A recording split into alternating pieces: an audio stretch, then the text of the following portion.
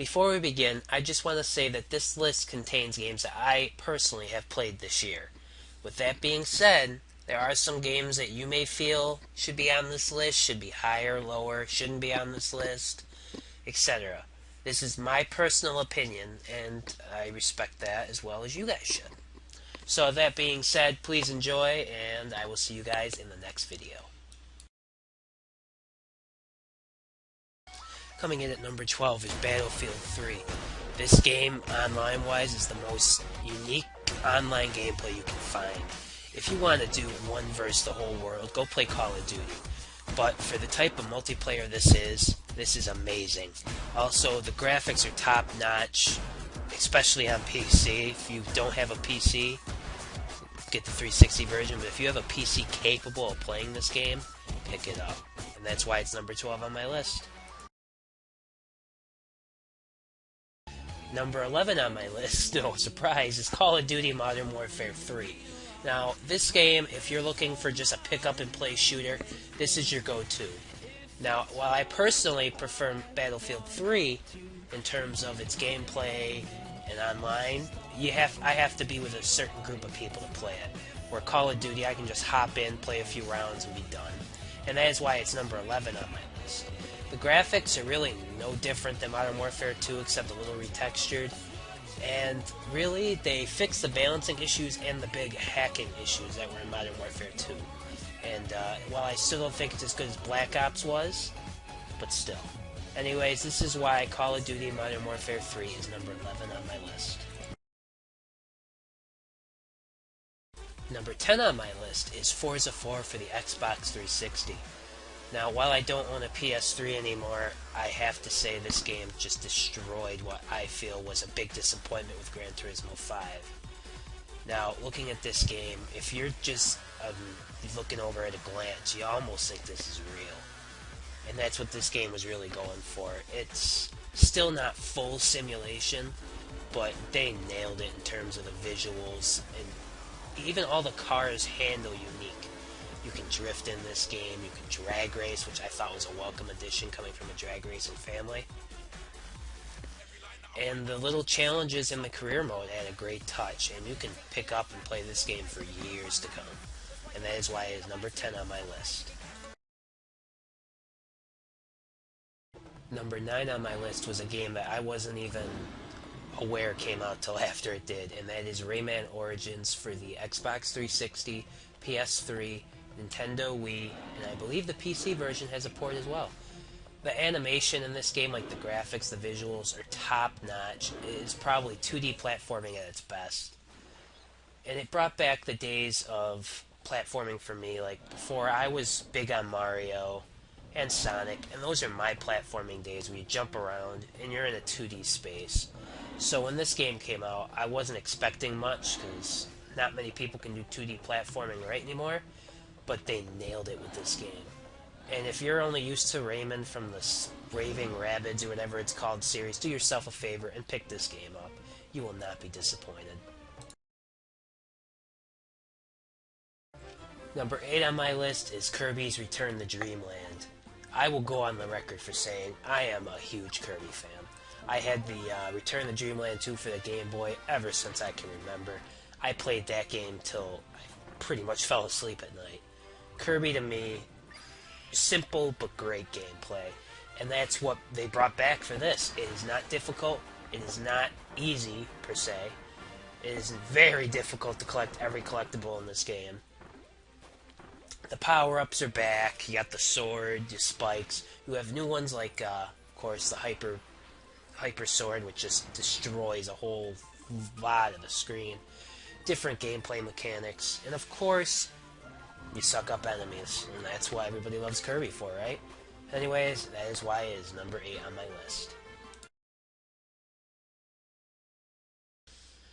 Number 7 on my list is, of course, Legend of Zelda Ocarina of Time 3D.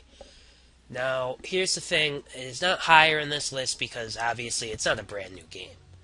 But for the 3DS, they did a major overhaul, and they improved on almost every aspect. The graphics are much improved. The 3D effect in this game definitely shows off what the 3DS can do. And it's Ocarina of Time, probably the greatest Zelda game ever made. And with that being said, there's a lot to live up to, and this game delivers. And that is why it is number 7 on my list. Number 6 is Super Mario 3D Land, which, if you haven't played it, this is the reason to pick up a 3DS. This is something that Apple doesn't have. This is something PSP doesn't have. PS Vita won't have it. The 3D in this game was amazing. It's old school Mario mixed in with some Mario Galaxy 2 and some Super Mario Bros. 3. And for anybody who grew up in that era of gaming, this game's a welcome addition to your collection. As you can see, there's new elements that haven't been seen in any games before it. And of course, Bowser's back. And you know, there's no axe this time, but there's a button. Just as good, right? Anyways, that is why this is number 6. Super Mario 3D Land for the Nintendo 3DS. Oh, the amount of hate I am going to get for this. Number 5 is the Elder Scrolls V Skyrim for, Xbox, PC, PS3. And the reason this game is only number 5 is the sheer amount of bugs it has. It really prevented me from finishing the game the first playthrough. I had a game-breaking bug, and it really did hinder my enjoyment of it. But that's not to say this is a bad game. Oh, hell no. This game's amazing while you're playing it. The first time you fight a dragon, you're like, that is so cool. And then after you fight about 50 of them, you're like, okay. It's kind of like all the other these type of games. Repetition does soon set in, but the sheer amount of quests you can do, sheer amount of items you can collect, this game's a blast while it's fresh. And that is why it's number 5 on my list. Elder Scrolls V Skyrim. Number 4 on my list is The Witcher 2 for the PC, soon to be Xbox 360. This game, to me, was amazing. I'll do a full disclosure, I am not all the way through this game yet, but the graphics are breathtaking, the storytelling is amazing, the animation is great. It really makes you feel like you're a part of this game, part of this series. And the magic's great, the sex scenes are great. Ladies. Oh, speaking of, I hope I don't have to blur that out. Oh, too bad. Anyways, Witcher 2 for the PC. Great story, great gameplay, great controls. PC only. And number 4 on my list. We're getting there, guys. Number 3 on my list is Dead Island for the PC, PS3, and Xbox. This is what zombie games should have been like when they first started. The characters are awesome. They make you feel like you're lost and hopeless in this world with them. With that being said, environment breathtaking. The zombies, greatly detailed. The amount of loot you can pick up, the things you can do are amazing. The story is great, the graphics are great. Not much else can be said. Dead Island, one of the best co-op games ever. Pick it up. I can just hear the fanboys now. Number 2 on my list is Legend of Zelda Skyward Sword for the Nintendo Wii. Great game. I've played it through twice now. My issue with it is the controls. While they're great and everything, you have to recalibrate it to make them work. And backtracking, but, it's still a great Zelda title, great game in general. This was definitely the game the Wii needed. Great visuals for the Wii. Storyline was pretty gripping. A lot of backtracking, though.